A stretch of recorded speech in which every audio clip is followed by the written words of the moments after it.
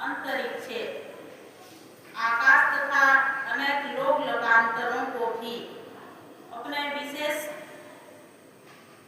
रूप से निर्माण किया हुआ है। जिस परमपिता परमात्मा ने ये सब सूर्य आदि लोक लोकांतरों को मोक्ष सुख देने वाले सभी प्रकल्पों को निर्माण किया हुआ है, उसी परमपिता परमात्मा की हम क्या करते हैं, अस्मै देवाय हविषा विधेम, उस परमपिता परमात्मा की विशेष सामर्थ्य से भक्ति स्तुति प्रार्थना उपासना क्या करें। प्रथम शब्द आया है येन द्यो रुद्रा। ये न जिस परमपिता परमात्मा ने, देव माने द्युलोक, द्युलोक के अंतर्गत क्या आते हैं, सूर्य आदि ग्रह, सूर्य आदि ग्रह आते हैं। इस प्रकार सूर्य, शुक्र, बुध, मंगल, बृहस्पति, शनि इत्यादि जो है ग्रह है, और ये सब मिलकर के एक सौर मंडल बनते हैं। वो तो एक सौर मंडल है। हमें जो है इस प्रकार जो है वेदों में पढ़ते हैं कि एक सौर मंडल है, किंतु जो है वेदों में कहा गया है कि सप्तदिशो नाना सूर्य, अनेक सौर मंडल है। हम एक सूर्य के विषय में पढ़ते हैं, लेकिन जो है आकाश पुंज में, ब्रह्मांड में अनेक सूर्य हैं, अनेक ग्रह हैं। तो वैज्ञानिकों ने भी अपने दूरवीक्षण के द्वारा जो उन्होंने आविष्कार किया, जो अनुमान लगाया, इस प्रकार वैज्ञानिकों के आधार पर लगभग 2 अरब सौर मंडल है। तो हमें ऐसा लगता है कि जो है परमपिता परमात्मा ने ये सब को जो है स्थिर करके अपने वश में करके चला रहे हैं। जिस प्रकार परमपिता परमात्मा अनेक लोक लोकांतरों की रचना किए हैं, उनके सभी जो है आदेशों का पालन कर रहे हैं। जैसे उपनिषद में कहा, न तत्र सूर्यो भाति न चंद्र तारकम नेमा विद्युतः भान्त कुतोमयम् अग्नि तमेव भान्तम् अनुभाति सर्वम् तस्य भाषः सर्वविदं विभाति। परमपिता परमात्मा के ही सामर्थ्य से सूर्य आदि प्रकाश दे रहे हैं। जितने भी चलायमान हैं, जो भी हैं, वे ईश्वर के सामर्थ्य से ही चल रहे हैं। किंतु कुछ लोगों का मानना ये है कि ये सब ब्रह्मांड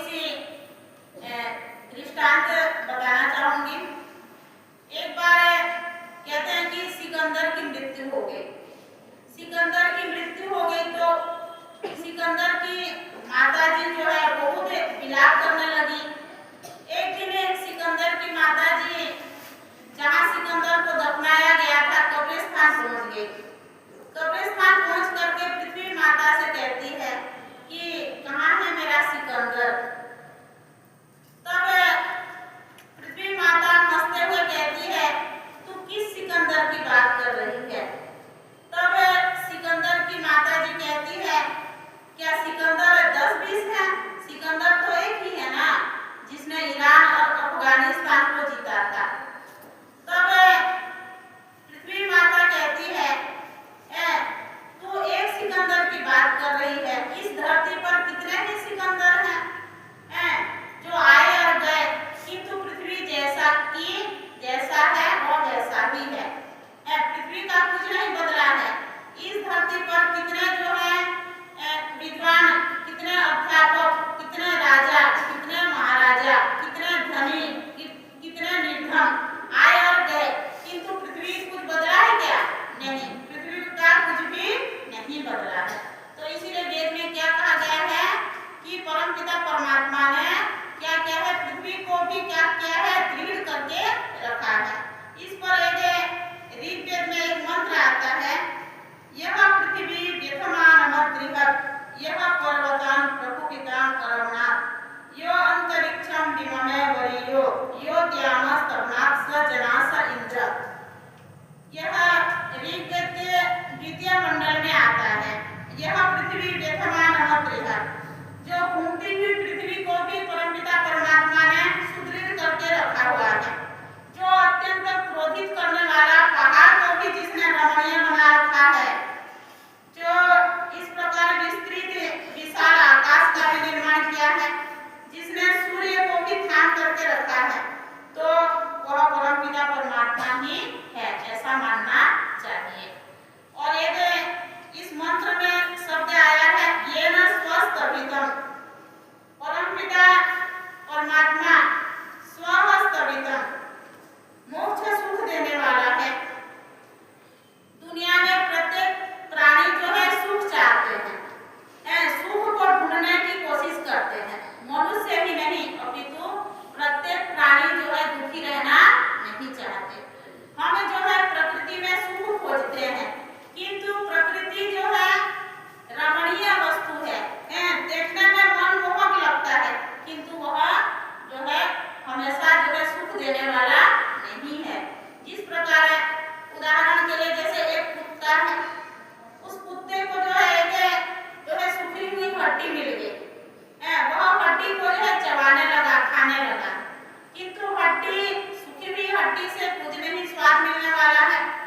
अपितु जो है कुत्ता चबाते रहता है और अंततः उसके मसूड़ों से क्या होता है, खून निकलने लगता है। जब उसके मसूड़ों से खून निकलता है तो कुत्ता क्या समझता है कि मुझे जो है हड्डी का स्वाद मिल रहा है। सुनोगे नहीं, क्या मिल रहा है? मुझे हड्डी का ही स्वाद मिल रहा है। ठीक उसी प्रकार हम भी क्या कर रहे हैं, सांसारिक पदार्थों में सुख खोज रहे हैं। सांसारिक पदार्थों में दिखता सुख है, किंतु बहुत क्षणिक सुख है, हमेशा मिलने वाला नहीं है। तो उस परमपिता परमात्मा के लिए कहा गया है कि जिसने बड़े बड़े लोकांतर की रचना किया है, उसकी हम क्या करें, कस्मै देवाय हविषा विधेम। उस परमपिता परमात्मा की हमें विशेष सामर्थ्य से अत्यंत पुरुषार्थ करके परमपिता परमात्मा को पाने के लिए और जो है दुख की निवृत्ति के लिए क्या कहा गया है, अथ त्रिविध दुख अत्यंत निवृत्ति अत्यंत पुरुषार्थ करके हम जो है उस परमपिता परमात्मा की शक्ति को, सामर्थ्य को और उसकी रचना को समझ सकते हैं। तो ये संक्षिप्त रूप में जो है हमें इस मंत्र को समझने की कोशिश किए। अगला चर्चा करो।